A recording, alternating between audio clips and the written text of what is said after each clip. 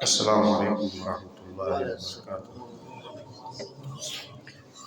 ان الحمد للہ نحمده ونستعینه ونستغفره ونعوذ باللہ من شرور انفسنا ومن سیئات اعمالنا، من يهده الله فلا مضل له ومن يضلله فلا هادي له۔ اشهد ان لا اله الا الله وحده لا شريك له واشهد ان محمدا عبده ورسوله۔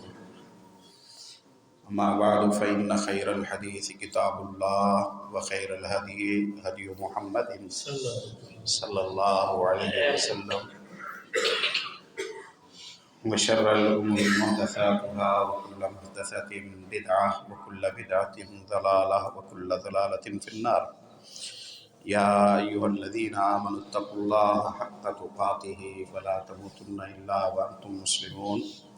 يا أيها الناس اتقوا ربكم الذي خلقكم من نفس واحدة وخلق منها زوجها وبث منهما رجالا كثيرا ونساء، واتقوا الله الذي تساءلون به والأرحام ان الله كان عليكم رقيبا۔ يا أيها الذين آمنوا اتقوا الله وقولوا قولا سديدا يصلح لكم أعمالكم ويغفر لكم ذنوبكم، ومن يطع الله ورسوله فقد فاز فوزا عظيما۔ حمد و ثنا کے بعد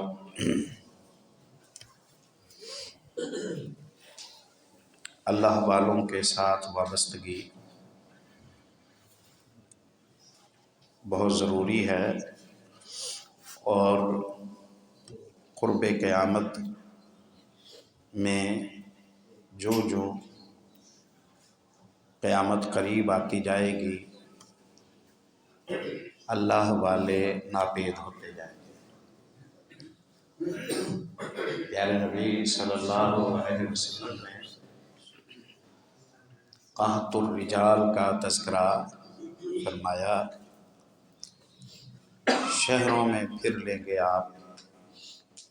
آپ کو کوئی قابل اعتبار بندہ نہیں ملے گا۔ انما الناس كإبل مئة لا تكاد تجد فيها راحلة۔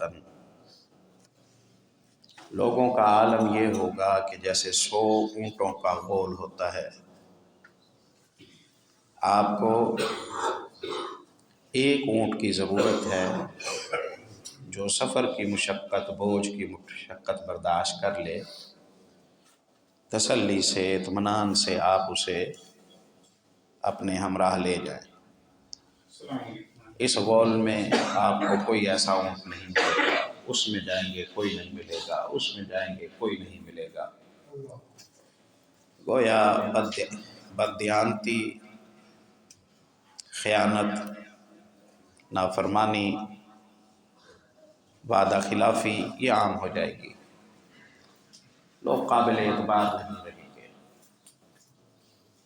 اب اس پریشانی کا کیا حل ہے؟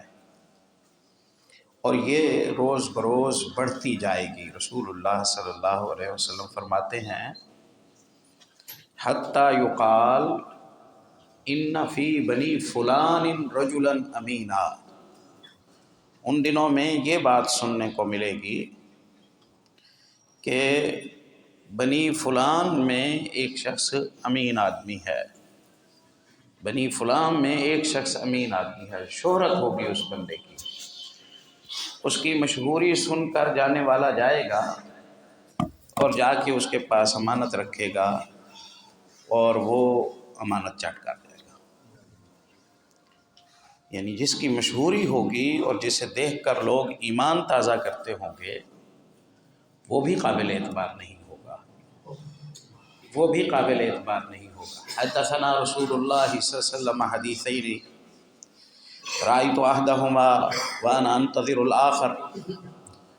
حذیفہ بن یمان رضی اللہ عنہ کہتے ہیں 2 باتیں رسول اللہ صلی اللہ علیہ وسلم نے ارشاد فرمائی تھیں، مجھے دونوں کی تسلی اور یقین ہے کہ دونوں سچ باتیں ہیں۔ ایک کو تو اپنی آنکھوں سے دیکھ چکا ہوں اور دوسری کا منتظر ہوں، پھر دوسری بھی دیکھ لی۔ ایک بات یہ بتائی کہ اصحاب رسول اللہ کے زمانے میں اتنی دیانت داری ہوگی،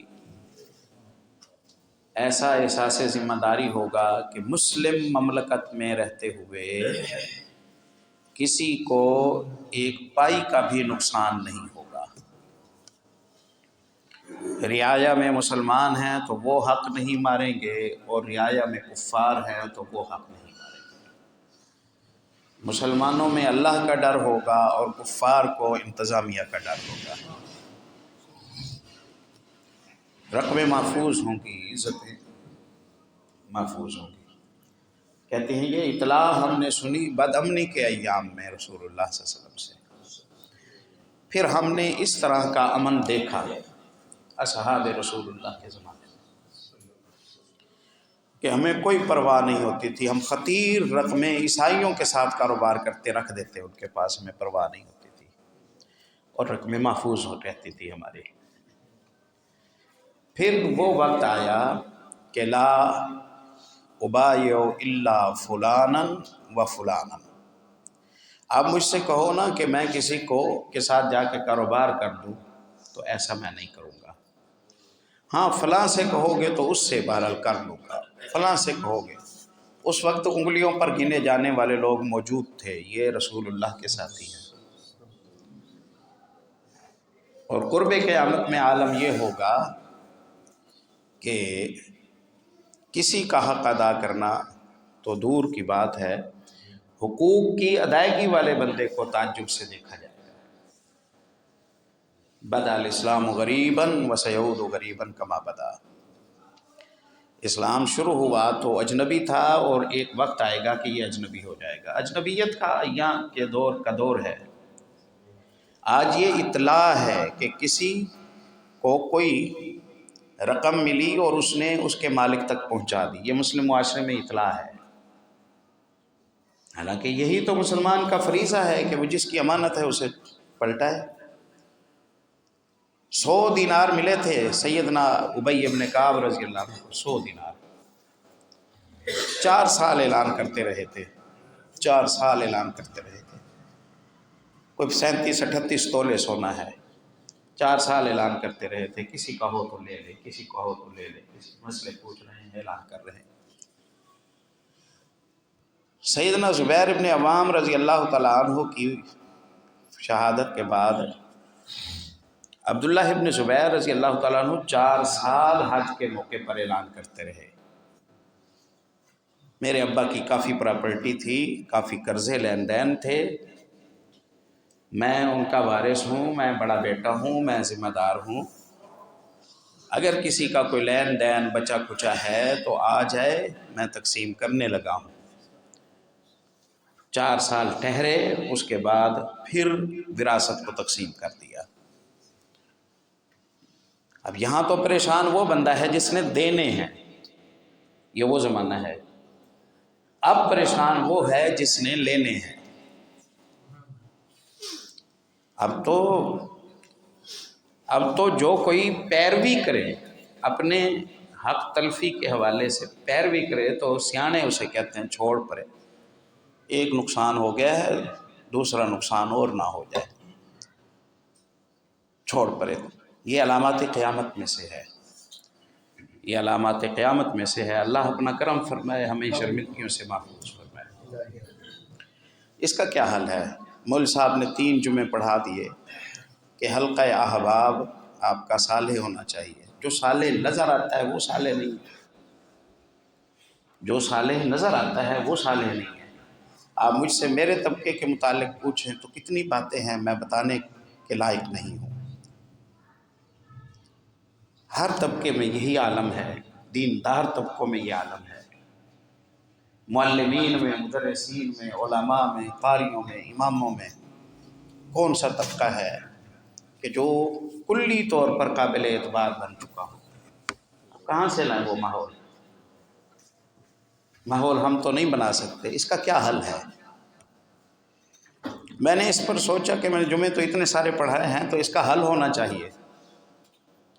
حل اس کا ایک یہ ہے کہ اگر آپ کو افراد میسر نہیں آتے تو آپ صالحین کی سیرت کو پڑھیں، علماء کی زندگیوں کو پڑھیں، صحابہ اکرام کی زندگیوں کو پڑھیں، تابعین کی زندگیوں کو پڑھیں، پیارے نبی صلی اللہ علیہ وسلم کی حیات مبارکہ کو پڑھیں۔ جس قسم کے لوگوں کو آپ پڑھیں گے آپ کی ذات پر اسی طرح کے اثرات آئیں گے، آپ میں اسی طرح کی صفتیں آئیں گی۔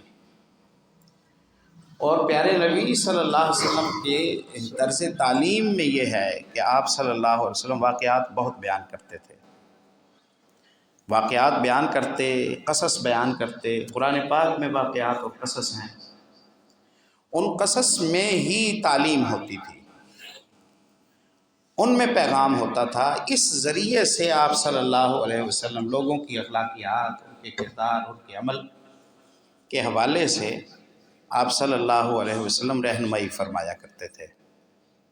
اور یہ سلسلہ مسلسل تھا، یہ سلسلہ مسلسل تھا آپ صلی اللہ علیہ وسلم کا۔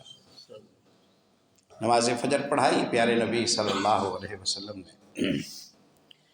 آپ صلی اللہ علیہ وسلم کا طریقہ تھا، آپ صلی اللہ علیہ وسلم کبھی کچھ گفتگو فرماتے، کبھی کوئی خواب کی تعبیر فرماتے، کبھی کوئی واقعہ بیان کر دیتے۔ آج آپ صلی اللہ علیہ وسلم نے ذکر کیا کہ پرانے زمانوں کی بات ہے، ایک چرواہا اپنے بکریوں کو چرا رہا تھا، وہ کہیں غافل ہوا، آگے پیچھے ہوا تو ایک بھیڑیے کو موقع ملا اور بھیڑیا بکریوں کے ریوڑ پر حملہ آور ہو گیا۔ قصہ سنا رہے ہیں پیارے نبی صلی اللہ علیہ وسلم۔ بھیڑیا بکریوں پر حملہ آور ہوا، شور مچ گیا، چرواہے کو توجہ ہوئی تو وہ دوڑا آیا تو اس نے دیکھا کہ بھیڑیا ریوڑ میں پڑ گیا ہے۔ خیر اس نے بھاگتے دوڑتے زخمی بکری بھیڑیے کے منہ سے چھڑوا لی، بکری چھڑوا کر اسے اٹھا کر یہ ریوڑ کی طرف واپس آ رہا تھا اور بھیڑیا چلا گیا۔ جاتے ہوئے اس نے منہ پیچھے کر کے چرواہے سے کہا کہ آج تو نے مجھ سے وہ رزق چھین لیا ہے جو رب نے مجھے دیا تھا، ایک وقت آئے گا کہ بھیڑوں کی بکریوں کی رکھوالی پر میں خود چوکیدار ہوں گا، پھر تو کیا کرے گا، پھر کیا کرے گا تو۔ اب یہ بات پیارے نبی صلی اللہ علیہ وسلم نے بیان فرمائی۔ وقت تھا، یہ پیغام تھا سنبھالا کرنے کا، پیغام تھا بچاؤ کرنے کا کہ جوں بجوں دن آتے جائیں گے وہ پچھلے دنوں کی نسبت زیادہ خطرناک ہوتے جائیں گے۔ اب اگر کوئی اپنے ایمان کے حوالے سے سنجیدہ ہوگا تو وہ بچ پائے گا، ورنہ تباہ و برباد ہو جائیں گے، کوئی سلجھاؤ کی صورت نہیں ہوگی۔ یہ پیغام تھا۔ لیکن یہاں آپ صلی اللہ علیہ وسلم نے یہ فرمایا کہ بھیڑیے نے باتیں کی۔ مشاہدہ تو کہتا ہے کہ بھیڑیے باتیں نہیں کرتے، بھیڑیے باتیں نہیں کرتے۔ تو حیران ہوئے رسول اللہ صلی اللہ علیہ وسلم کے ساتھی، کہا کچھ نہیں، چہرے پر حیرت کے تاثرات آئے۔ پھر آپ صلی اللہ علیہ وسلم نے مزید حیران فرمایا اور آپ نے کہا کہ ایک دفعہ کی بات ہے، ایک شخص کے پاس ایک گائے تھی، وہ اس پر سوار ہوا اور اسے دوڑانے چلانے کے لیے اسے مارنے لگا، اسے دوڑانے چلانے کے لیے اسے مارنے لگا۔ جب اس نے اپنی گائے کو مارا تو گائے نے کہا کہ انی لم اخلق لی ذالک انما خلقت للحرث، تو اللہ سے ڈر، تیرا جو میرے ساتھ معاملہ ہے اس کا تجھ سے اللہ حساب لے گا، مجھے اللہ نے تیری مار کھانے کے لیے پیدا نہیں کیا، مجھے اس لیے پیدا کیا ہے تاکہ میں کھیتی باڑی میں تیرے ساتھ تعاون کروں، تیری خدمت کروں، وہ تو میں کر رہی ہوں۔ ایک کام فالتو لیتا ہے، دوسرا زبان چلاتا ہے اور مارتا ہے، اللہ کو کیا حساب دے گا تو؟ گائے نے یہ کہا۔ پیغامات تو بہت ہیں اس حدیث میں، ایک پیغام یہ ہے کہ اللہ کی مخلوقات میں گائے ہمارے یہاں بھولے بندے کو کہتے ہیں، یہ بندہ بس گائے ہے، یہ چھوڑو۔ گائے جانتی ہے کہ اسے کیوں پیدا کیا گیا، اور جو نہیں جانتا ہے کہ اسے کیوں پیدا کیا گیا، یہ کیسی گائے ہے؟ گائے جانتی ہے، انما خلقت للحرث، مجھے کھیتی باڑی کے لیے پیدا کیا گیا ہے، یہ گائے جانتی ہے۔ ایک شعور مند مسلمان یہ کیوں نہیں جانتا کہ اسے کیوں پیدا کیا گیا ہے؟ پیدا کرنے والے کے پیش نظر کیا تھا؟ ایک تو یہ پیغام ہے، لیکن یہاں بھی حیرت کی بات وہی تھی، یہاں بھی وہی حیرت کی بات تھی کہ گائے کیسے بات کر سکتی ہے؟ زندگیاں گزر گئیں، ہم نے کبھی گائے کو گفتگو کرتے ہوئے نہیں دیکھا، لیکن گائے کے متعلق اب فرما رسول اللہ صلی اللہ علیہ وسلم رہے ہیں، تو آپ صلی اللہ علیہ وسلم کے ساتھیوں کے چہرے پر پھر تعجب آیا، آپ نے اس تعجب کو دیکھ لیا۔ سیدنا عبد الرحمن ابن عوف رضی اللہ تعالیٰ عنہ اس حدیث کے راوی ہیں، فرماتے ہیں کہ لوگوں کی حیرت کو دیکھ کر اور لوگوں کے یہ جملے سن کر، سبحان اللہ البقرۃ تتکلم، گائے نے باتیں کی، آپ صلی اللہ علیہ وسلم نے جب ان کے تعجب کو دیکھا تو آپ نے فرمایا، اومن بہ انا و ابو بکر و عمر، میرا اس پر ایمان ہے، ابو بکر کا اس پر ایمان ہے، عمر کا اس پر ایمان ہے رضی اللہ عنہ۔ عبد الرحمن ابن عوف کہتے ہیں اور زیادہ تعجب ہمیں ہوا کیونکہ آپ صلی اللہ علیہ وسلم نے ان دونوں کا نام لیا، وما ہما ثم، وہ اس وقت موجود ہی نہیں تھے وہاں، اپنے علاقے کی مسجدوں میں نماز پڑھی ہوگی، یا ڈیوٹیوں پر گئے ہوئے ہوں گے، یا تجارتوں پر گئے ہوئے ہوں گے، سارے مسلمان ایک ہی مسجد میں تو نہیں جمع ہوتے تھے۔ وما ہما ثم، وہ دونوں موجود نہیں ہیں، اور آپ صلی اللہ علیہ وسلم فرماتے ہیں کہ اومن بہذا انا و ابو بکر و عمر، میرا اس پر ایمان ہے، ابو بکر کا اس پر ایمان ہے، عمر کا اس پر ایمان ہے، میری تسلی ہے، واقعی گائے نے گفتگو کی تھی، کیا فرق پڑتا ہے، میرا مشاہدہ نہیں ہے تو میرا مشاہدہ ہونا کوئی ضروری ہے کیا؟ پیغام حدیث یہ تھا کہ آئندہ کے حالات ابتر ہو جائیں گے، پیغام حدیث یہ تھا کہ حیوانات کے حقوق بھی کوئی تلف کرتا ہے تو اسے حساب دینا پڑے گا، پیغام حدیث یہ تھا کہ نبی کی بات پر چوں چرا نہیں کرتے ہیں، پیغام حدیث یہ تھا کہ مسلمان کا نبی صلی اللہ علیہ وسلم پر جو ایمان ہے اور اطاعت ہے وہ غیر مشروط ہے، پیغام حدیث یہ تھا کہ اصحاب رسول اللہ صلی اللہ علیہ وسلم اللہ کے بھی دیکھے بھالے ہیں اور محمد رسول اللہ صلی اللہ علیہ وسلم کے بھی دیکھے بھالے ہیں، اس لیے ورنہ تو آج باپ اپنے بیٹے کی ضمانت نہیں دیتا، وہ کہتا ہے اچھا مشورہ کروں گا، صلاح کروں گا، پھر بتاؤں گا، وہ نہیں کہتا کہ میں نے کر دیا ہے بس ٹھیک ہے بچے اس پر ٹھہر جائیں گے، اسے اتنی تسلی نہیں ہوتی جتنی تسلی محمد رسول اللہ صلی اللہ علیہ وسلم کو ابو بکر و عمر پر ہے، اومن بہ انا و ابو بکر و عمر۔ آپ نے دیکھا کہ رسول اللہ صلی اللہ علیہ وسلم نے کئی باتیں سکھائیں، ایک پچھلا قصہ سامنے رکھ کر، پچھلا قصہ آپ صلی اللہ علیہ وسلم نے سامنے رکھا، اور آپ صلی اللہ علیہ وسلم نے بہت ساری باتیں آپ صلی اللہ علیہ وسلم نے تعلیم دے دی۔ حدیث غار بڑی مشہور ہے، سیدنا عبداللہ ابن عمر رضی اللہ تعالیٰ عنہما راوی ہیں، بیان کرتے ہیں کہ رسول اللہ صلی اللہ علیہ وسلم نے ارشاد فرمایا کہ تم سے پہلے لوگوں میں سے 3 بندے تھے جو سفر میں جا رہے تھے،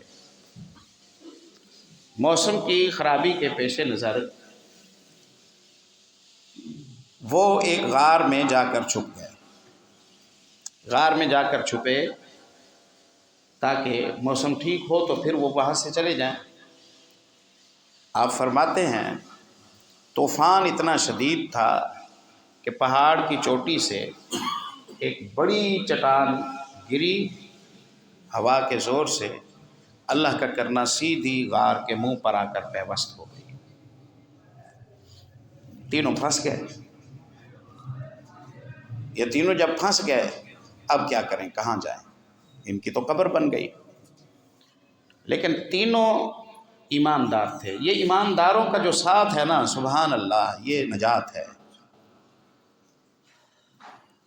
نہ یہ پتھر ہٹ سکتا ہے، نہ یہ کسی طریقے سے اپنا راستہ بنا سکتے ہیں۔ انہوں نے آپس میں مشورہ کیا، انہوں نے کہا اب اللہ کے سوا تمہیں کوئی نجات نہیں دے گا، اب اللہ کے سوا تمہیں کوئی نجات نہیں دے گا، اس لیے اب اللہ سے دعا کرو، اب اللہ سے دعا کرو۔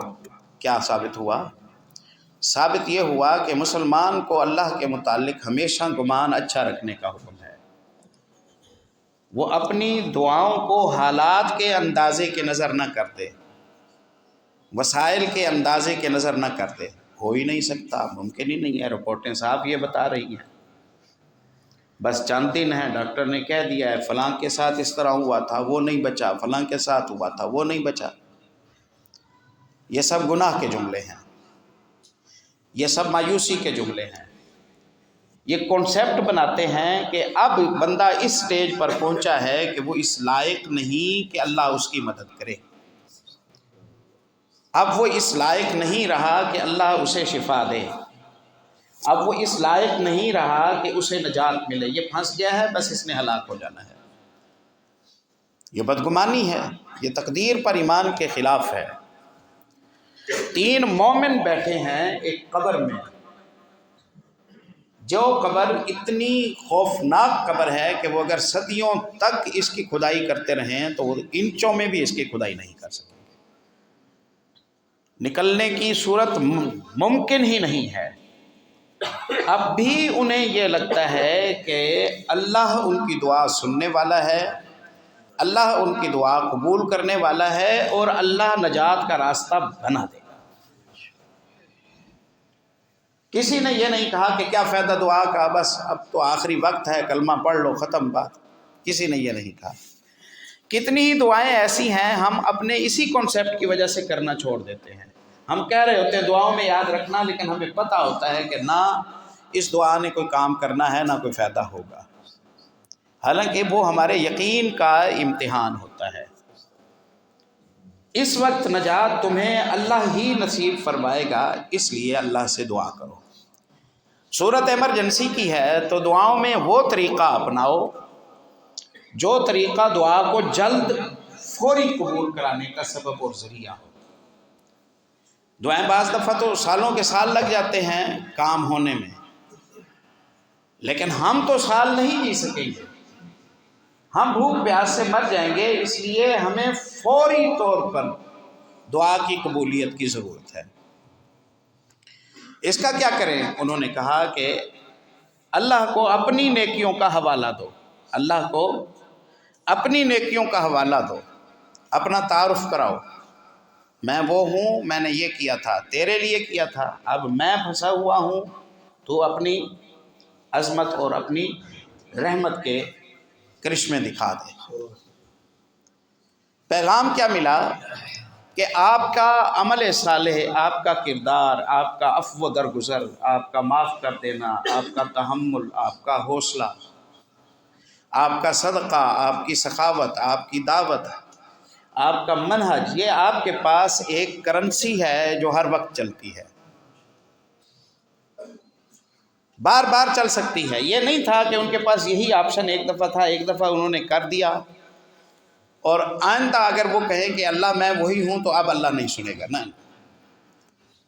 یہ نیکیوں کی کرنسی ایسی کرنسی ہے جو ایکسپائر نہیں ہوتی، اسے جتنا استعمال کرتے جاؤ یہ چلتی جاتی ہے۔ اس طرح کی کرنسی آپ کے پاس ہونی چاہیے۔ یہ پیغام ہے، کہنے جوگے ہوں، ہاتھ اٹھا کر بیٹھے ہوں، آنسو بہا رہے ہوں، کوئی تذکرہ کر رہے ہوں تو پچھلی زندگی کے چند نمونے اللہ کے سامنے رکھیں تاکہ اللہ کی رحمت کو جوش آئے، تاکہ اللہ کی رحمت کو جوش ہے، میری باتیں نہ ہوں بلکہ کچھ ثبوت بھی دو کہ میں اگر مانگ رہا ہوں تو میں حق رکھتا ہوں کہ میری مدد کی جائے۔ اس لیے اپنی نیکیاں یاد کرو۔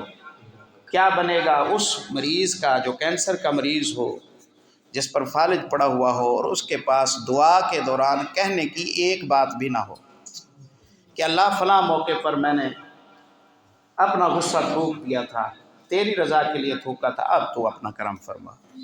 اللہ فلاں موقع پر میں نے یہ خرچہ کر دیا تھا، تیری رضا کے لیے کیا تھا، اب تو اپنا کرم فرما۔ اللہ فلاں موقع پر میں نے اپنا حق چھوڑ دیا تھا، جھگڑے کو طول نہیں دیا، اب تو اپنا کرم فرما۔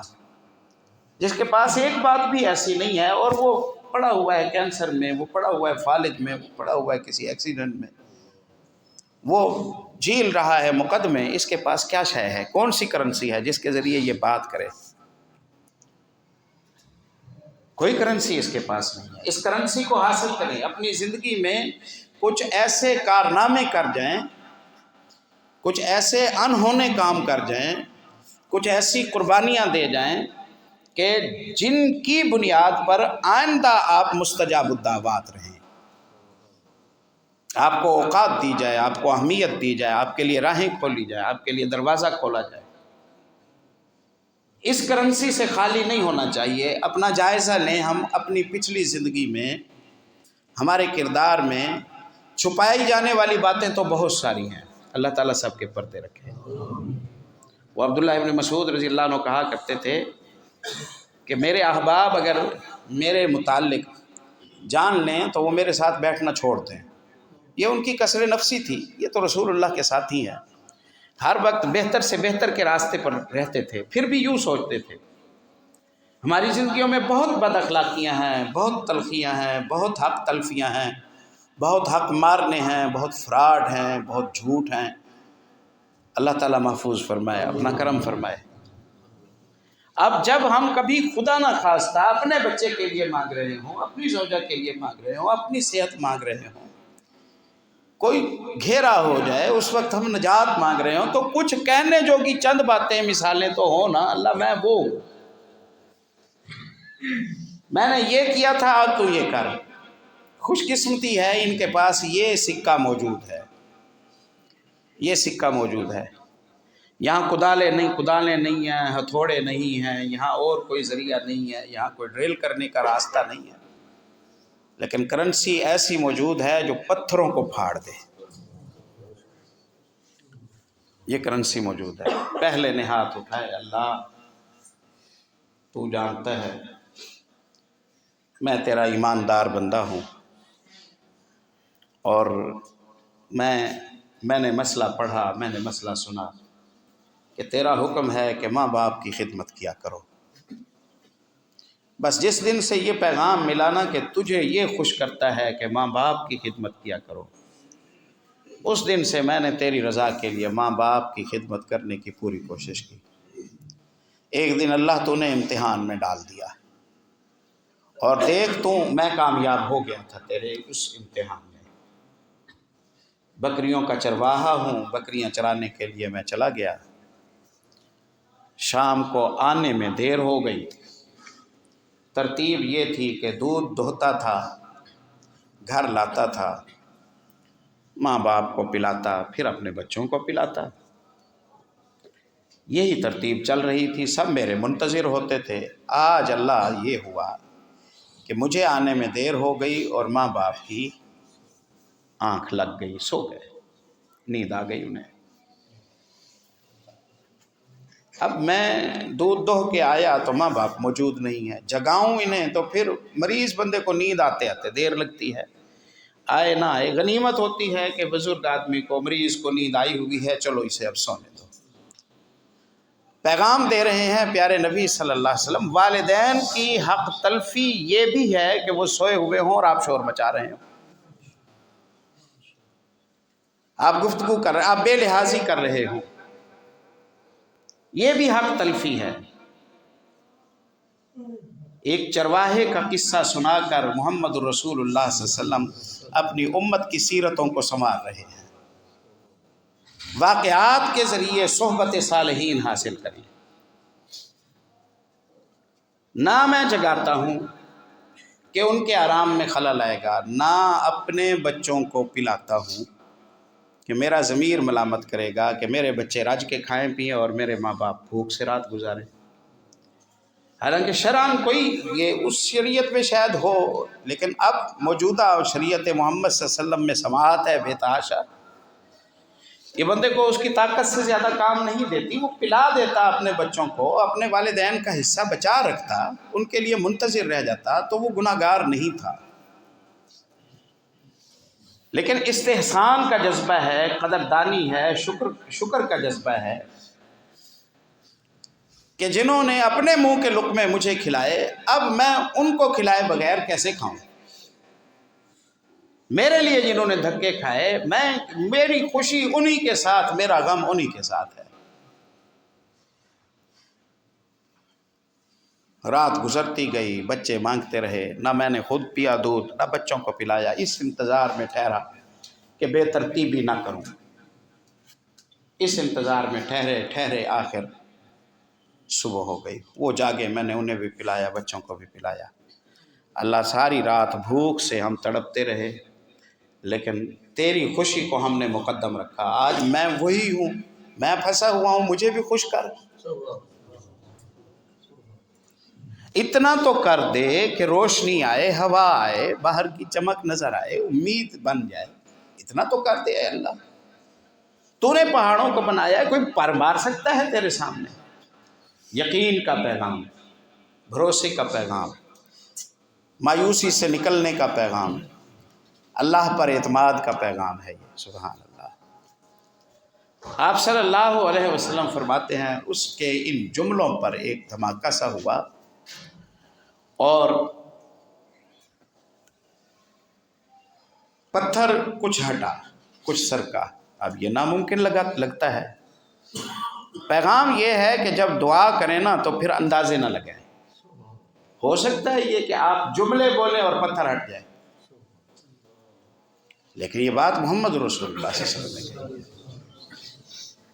اس لیے جب آپ دعا کر رہے ہو نا تو یقین کے ساتھ دعا کیا کریں۔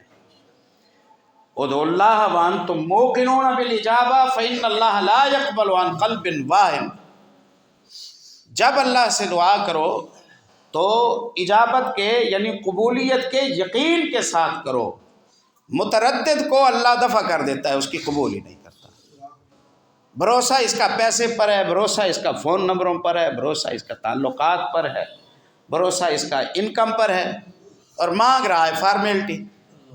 تو جس پر بھروسہ ہے پھر اسی سے پورے کرا، جس پر بھروسہ ہے اسی سے۔ کتنا رحیم ہے وہ اللہ، وہ چاہتا ہے کہ ہمارا سارا انحصار ہی اسی پر ہو جائے، ہم ڈیپینڈ ہی اسی پر کرنے لگ جائیں، ہمارا اعتماد ہی اسی پر ہو، ہمارا یقین ہی اسی پر ہو۔ سبحان اللہ، اس کی قدر کریں۔ ایمان سے قیمتی چیز ہماری زندگی میں اور کوئی نہیں ہے۔ ہوا آنے لگی، روشنی نظر آنے لگی، پتھر کچھ ہٹ گیا، توقع بن گئی، ڈھارس ہو گئی۔ اے اللہ، دوسرے نے کہا تو جانتا ہے کہ میرے علم میں آیا کہ تجھے یہ اچھا لگتا ہے کہ میں خیر خواہ رہوں، ہمدرد ہوں، خدمت گزار ہوں۔ اللہ تجھے نفع بخش مسلمان اچھے لگتے ہیں، دوسروں کو فائدہ دینے والے،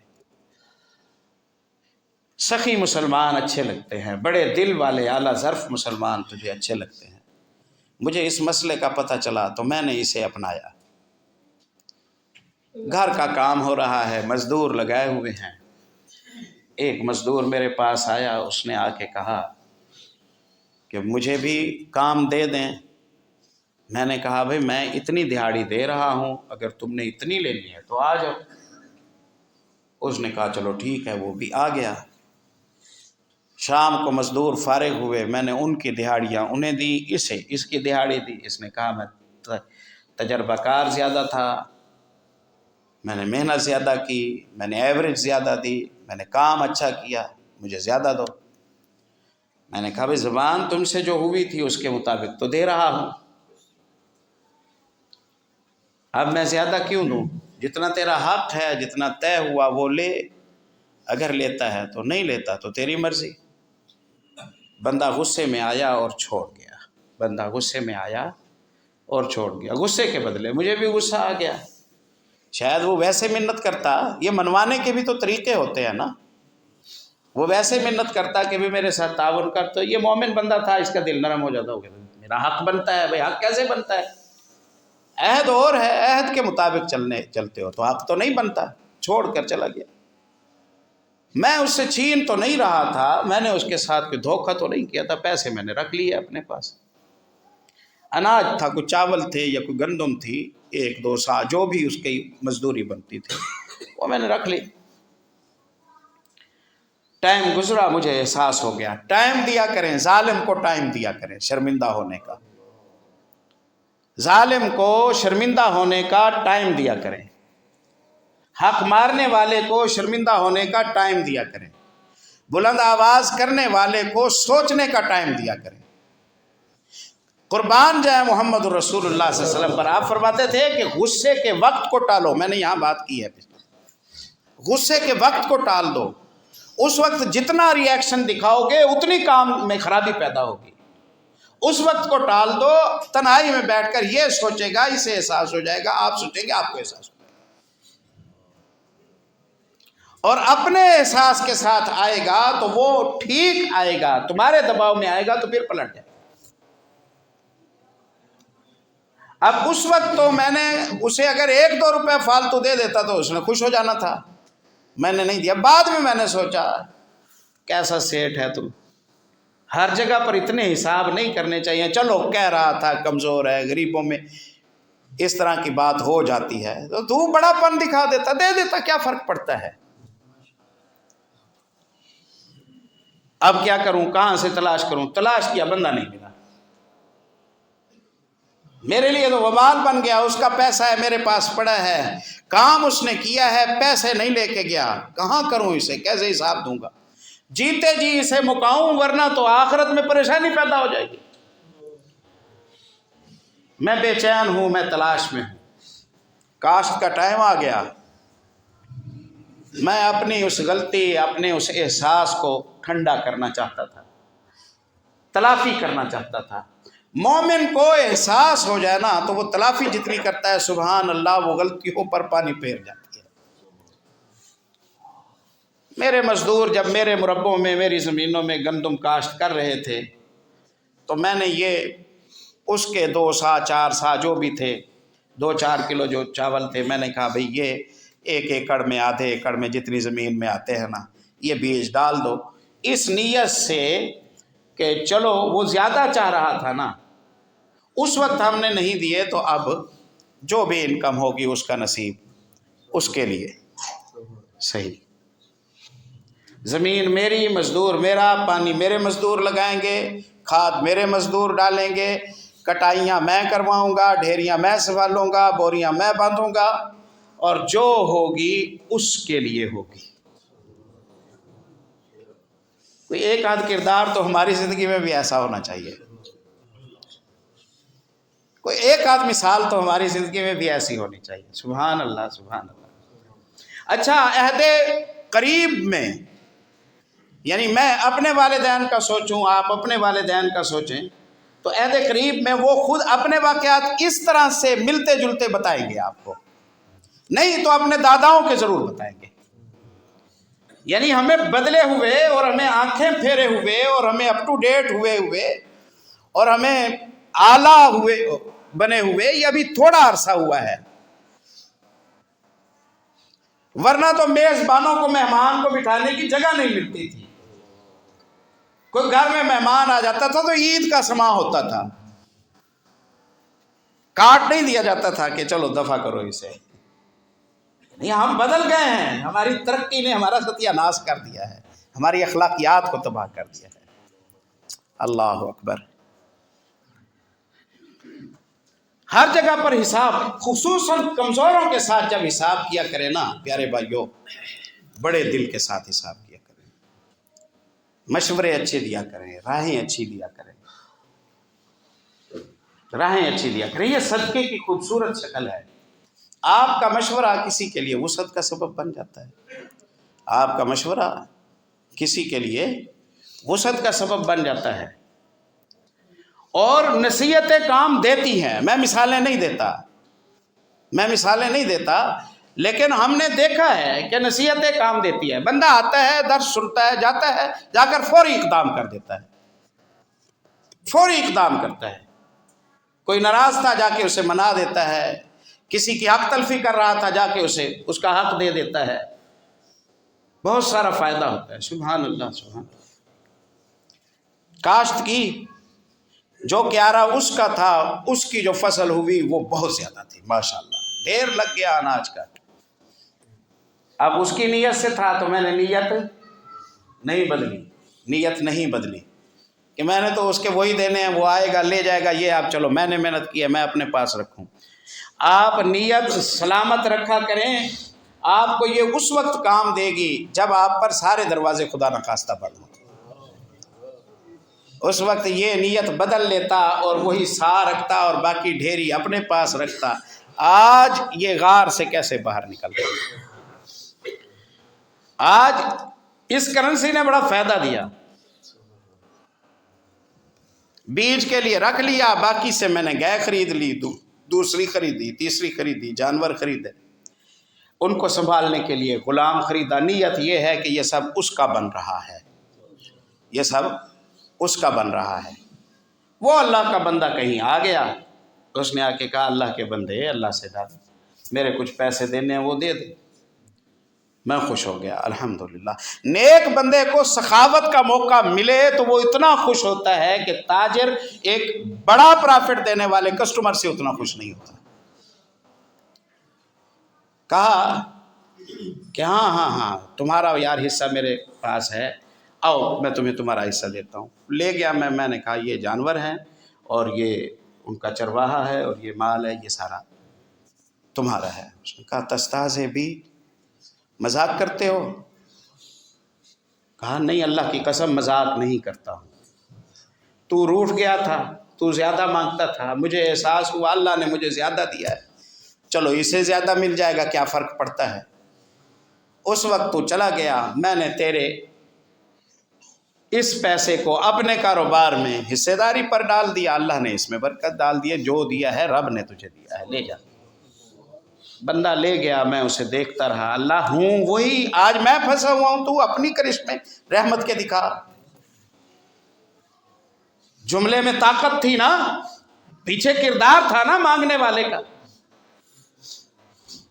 اکیلا وظیفہ کام نہیں کرتا، شخصیت کا کردار کام کرتا ہے. سبحان اللہ.